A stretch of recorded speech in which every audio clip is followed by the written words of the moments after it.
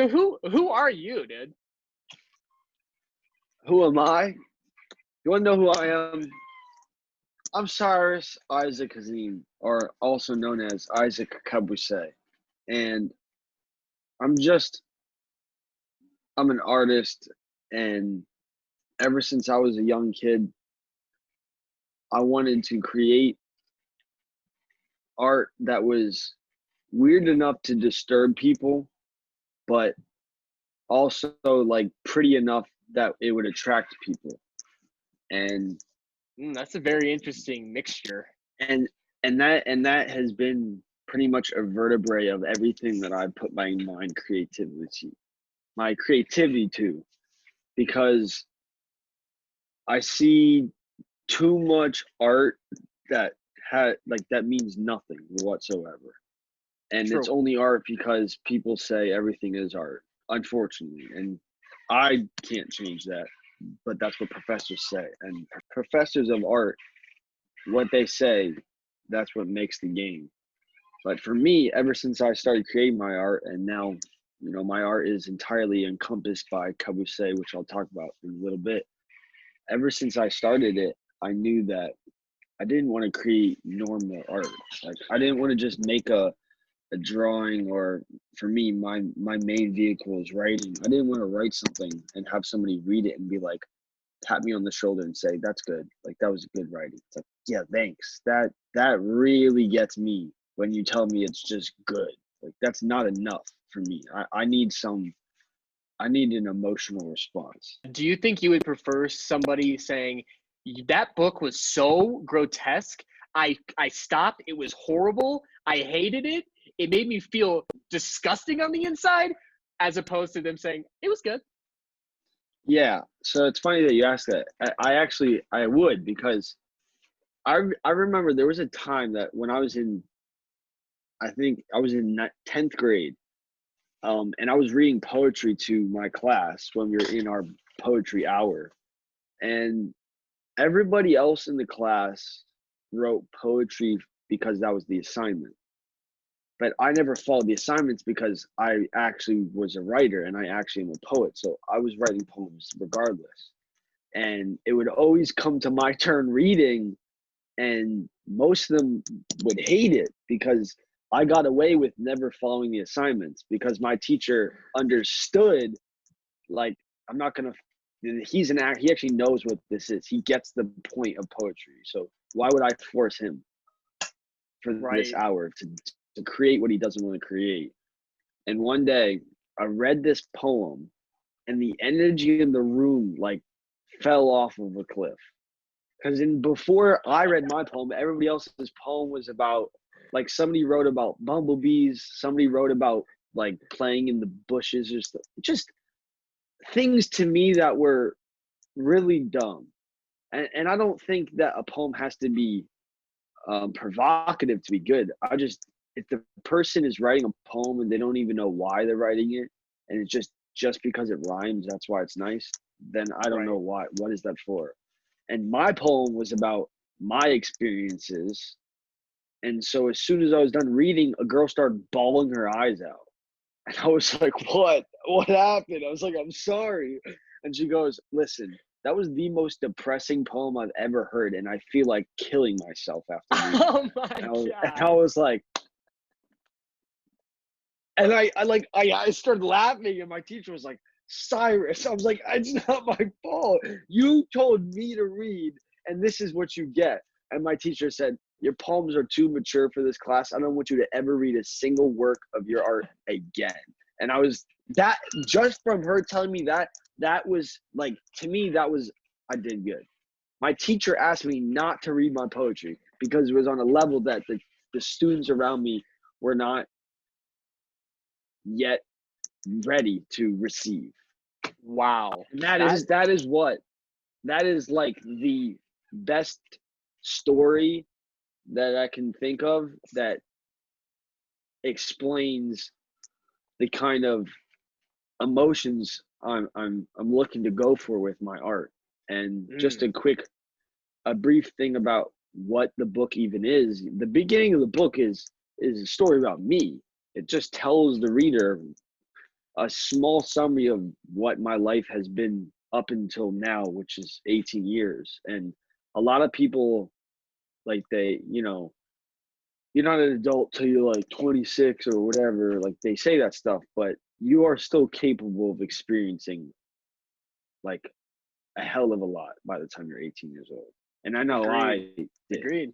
And so for me, in the beginning of the book, I just tell some of those hardships, and I speak about how dark of in a place that I was. And in the beginning of the years of my mom's camp, the first couple of years, I didn't want anything to do with it. I was still like sneaking and smoking outside, and I was still geeking, and I wasn't caring. And I was still like not really parallel to what my mom envisioned, especially being her own kid. Like, she really wanted me to be right there next to her, but I just Right. I went through my things, and I had to. That was the way it needed to go for me to get to this point. And now, after all of it, I put this book out, and people. It's funny. Some people asked me when I was out of the country a couple months ago. Somebody asked me. They said, "How do you know your book is worth $20?" And I said, "What did you just ask me?" They said, "Well, how do you know it's your first book? Like, how do you know it can sell for $20?" I said, if the person buying my book thinks it's not worth $20, I don't want their money. I was like, that's something you Amen. need to understand. I told the person, I was like, why would I want the emotional responses from somebody after they read my art that they didn't even think was good enough in the first place? I said, I don't care. I don't even, and then I went and I said, I don't care if I never sold a book. That's not why I was doing this. That's just a Right. positive like benefit. It's just a So side effect. if you don't write to sell books, what do you write for? So originally it was to relinquish my mindset, and I would just write down like phrases that were. It was pretty much me talking to myself, but on paper, because I couldn't deal with how overwhelming my thoughts would get, and my memories would get, because there was a period in my life that I actually had diagnosed PTSD, and I at that time, to me, I didn't know like what was wrong. Like, obviously you find out what you had later, but while it was actually happening, I felt like I know I had to understand that a lot of humans, they think like that's part of the brain. They think a lot, and you obsess over things a lot. But I just knew like this is more than what would be considered normal. Like, I Right. knew my brain was going places that it shouldn't be. And so I just write. I would just write at 14 years old, and I would just start writing down things that some people would consider dark. Now that I look back at them, I do know that they were dark, because I was in a place that would glorify that instead of wanting to go away. And Right. but now that the book is done, now that Cabossé World is finally finished, my whole entire like my goal and my vision for this branding, this artistic entity that I have now brought to the world, is to talk about life and to talk about light. Because now that I am selling the book, right? Yes, I will be making money, and it will transition into, part of it is so I can sell the books. But when I first started, it wasn't for that. Right. Now Right. that Right. it is, yeah, now that it is, part of my vision is to, I really want to speak into other like-minded artists' lives, because I see too many teenagers and young, like, people becoming adults that are artistic, and they create a lot, and they think that your best work can only come from your darkness. Like that, Right. oh, how could I ever separate from that agony or this traumatic event? Because then I won't make my good art. Like, my good art is supposed to come from being messed up, or, you know, you have to be a depraved artist that's provocative and sporadic and has a low sense of worth, and you don't really care about your life, which people go through these seasons, but I think that's really a means to an end. Because how could you want to be a successful artist and you want to go somewhere, but at the same time let yourself be idle in the place of darkness, and let yourself not move away from being stagnant and like repeating all the same things? And So once I what? got out of the dark mindset, I wanted people to realize you can still make your best art from a happy, like, people think they should be happy if you're an artist. Like, you can still make beautiful art and be an enjoyable, smiley person. Right. Would you say that you're happy right now? I would say I'm happy, yes, because I know how much it took for me to make this book. I knew I'm gonna rephrase that. I know how much Yahweh did in my life in order for this book to be possible. Mm, And that's why I'm happy, because I've never been proud of myself for anything. And people have always told me, like, my whole life you've accomplished a lot, and that is kind of empty words for somebody who, like, who has insecurities about the art, because most artists are not satisfied with the finished product. right. But this is something that when I finally got the final version, because I had seen it printed a couple months ago, but when I saw the final version, this version I knew people would be buying and reading, and then it went up live for sale.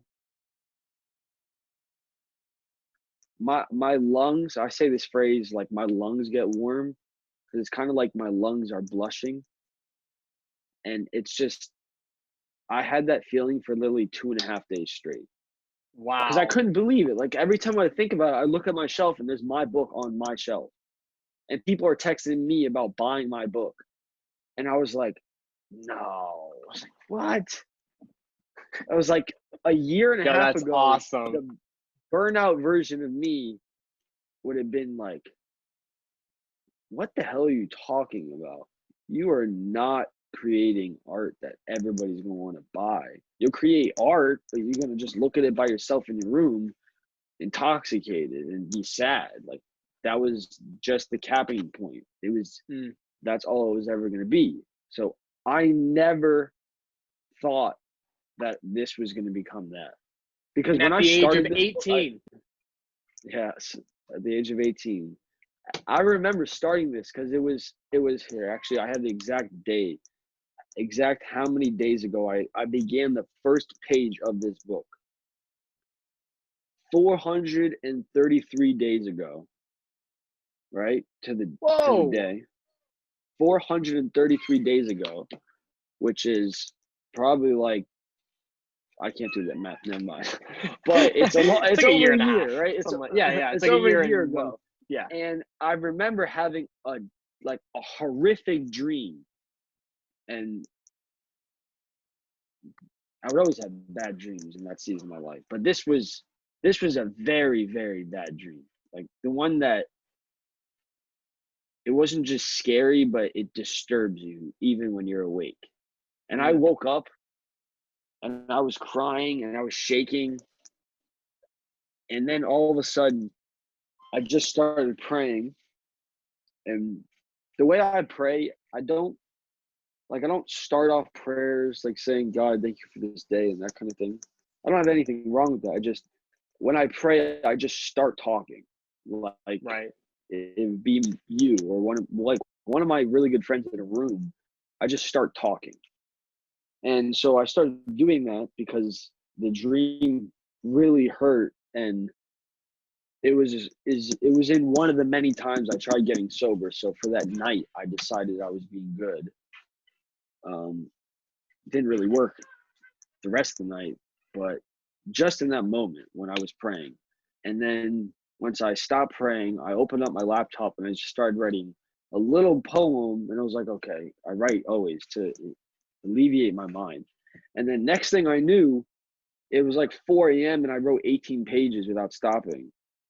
And then I was done, and I was like, what what the hell? Like, I've had some really long moments of like just scraping creativity onto paper, but that was a really long stint. And once I stepped back 18 like a pages, week man. later, Yeah.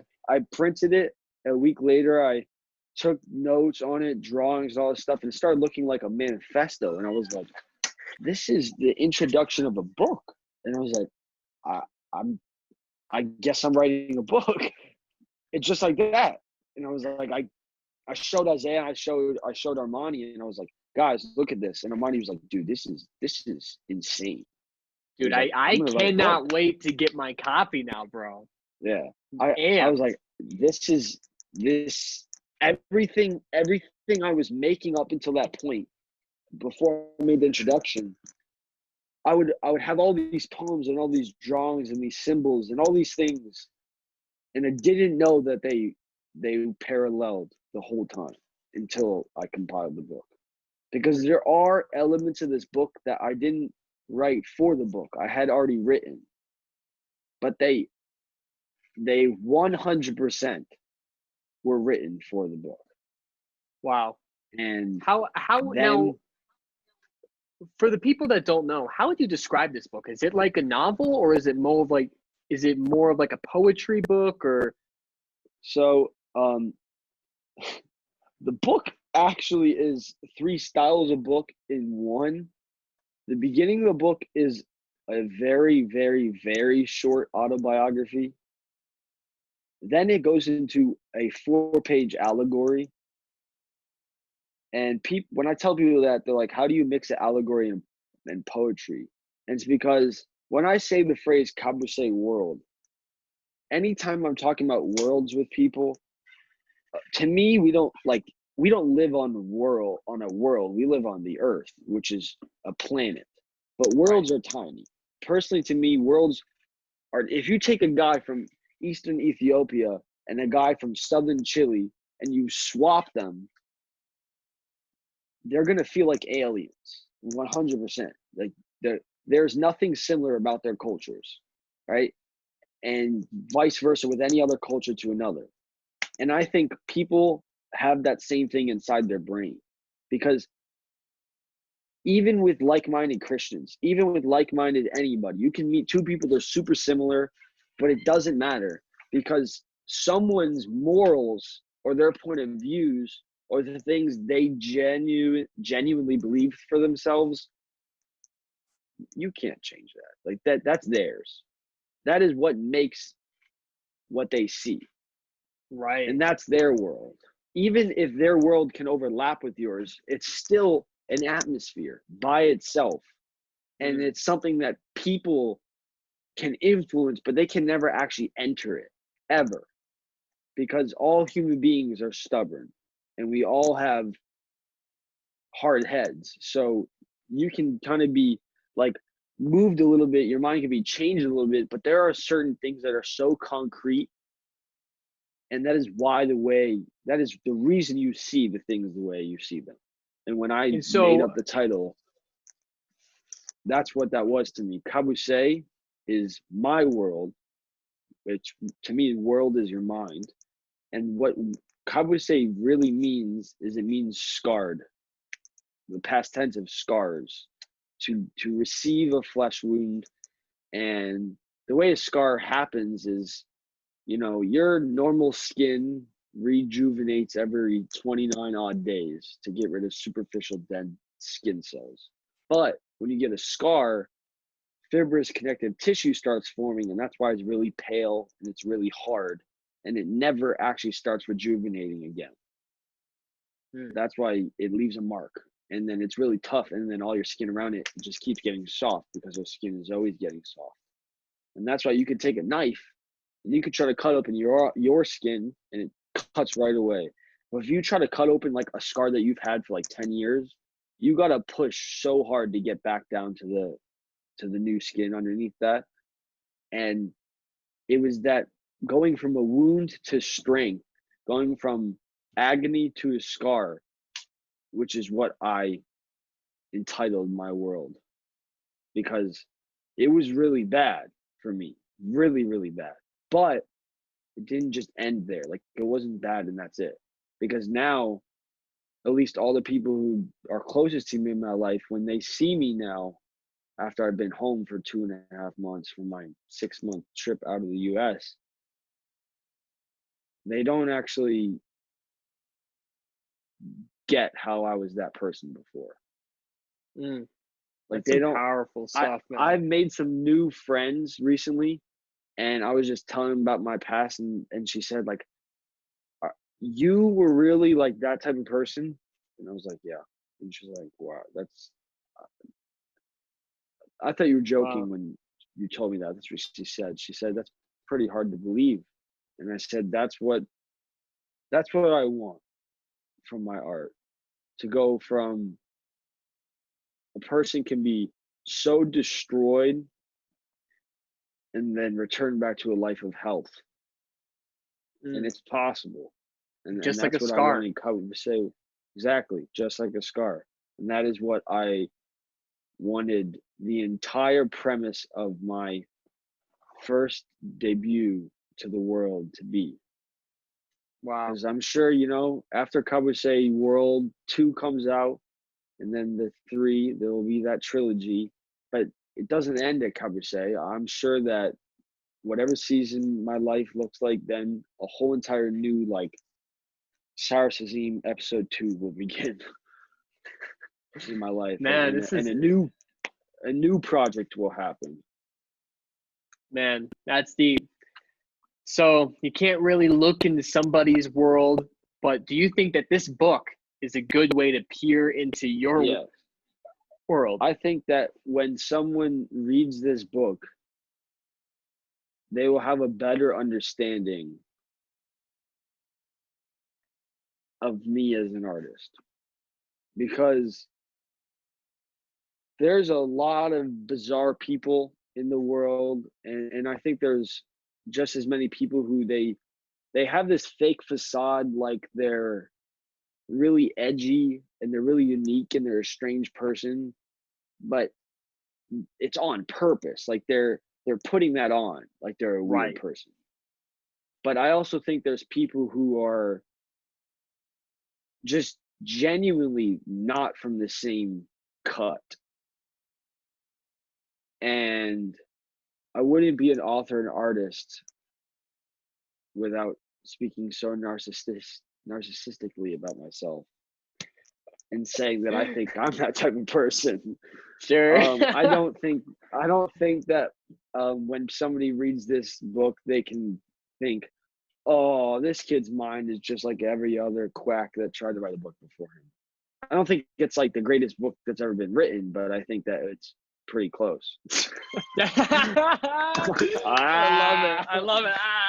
It's definitely unique. All right, Cyrus, it was so great to talk with you and get to know you. I usually cut up these interviews, but I think for this one, I'm going to upload this in its totality. Amen. Because it's genuinely so interesting. So do you have any final words to say to people? Yes. If you are interested in exploring the worlds of Cabossé, you can look on Instagram for Cyrus Hazim or Isaac Cabossé. That is Cabosse. That is Cabosse world. Okay, yeah, you can find those on Instagram. And my book is available around the world on Amazon.com, on Amazon England, on Amazon.eu, which includes Germany, Spain, and all those great countries, and on Amazon Japan. Very nice. Cabossé World. It says not for resale. Don't worry, you get to have a copy that I sold, so it won't say not for resale on the front. And just as one last thing, because I've had quite some people, like, they message me and they say they're just surprised that somebody that is a writer or they like art is so willing to be open about themselves, and they say, like, aren't you afraid of somebody knowing about that your life? And I tell them I was at first, but if somebody were to meet me and they read that book, it wouldn't just mean like they get me, like they get Cyrus Hazim, because they would still have to know about all the details of what I was saying of my Right. life. And I do share some details about some things, but not details about others. And even then, so you have to actually know the full scope of it. So I tell the people that ask me, like, I wasn't that scared. And on top of that, if I desire to be a known author at some point or a known name in the world of art across the earth, uh, I'm bound to have my story told by somebody else anyways. And who Facts. better it come from than my own mouth?